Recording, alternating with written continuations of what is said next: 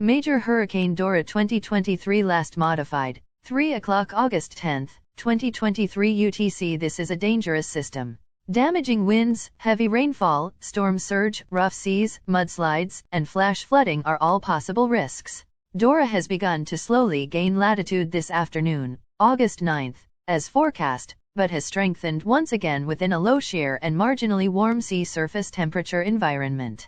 Satellite presentation has improved from late this morning, with a clearly defined 8 nautical miles wide eye and a symmetrical central structure. The central dense overcast feature around the core is less than 100 nautical miles wide, giving Dora an increasingly annular appearance. This intense but compact system is only about 240 nautical miles wide from north to south, including all banding. Features. All three fix agencies derived subjective Dvorak intensity estimates of 6.5, corresponding to 145 miles per hour, 127 knots. Latest UWSIMS ADT is 140 miles per hour, 122 knots. Given these derived intensity values, Dora is given an initial intensity of 145 miles per hour, 125 knots, for this advisory, keeping her as a solid Category 4 tropical cyclone. Initial motion with this advisory is 275/19 knots, unchanged from the last two advisories. Like before, track guidance remains remarkably tight through Tau 72, with spread only becoming significant at Tau 96 and beyond, long after this system has passed out of the basin into the western North Pacific. The larger synoptic environment around Dora remains unchanged.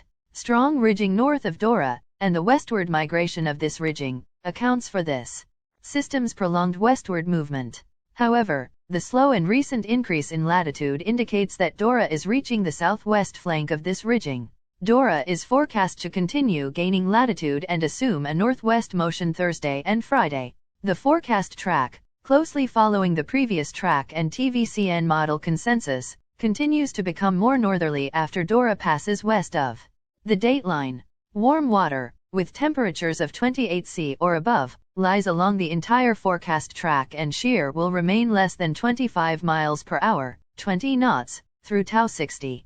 With midnight UTC ECMOF ships showing almost no Dora intensity drop through Tau 24, this advisory will only slowly weaken this system through Tau 36, with more pronounced weakening introduced afterwards as Dora gains latitude and shear increases. The midnight UTC GFS ships shows a similar slow weakening trend through Tau 24, with more rapid weakening afterwards.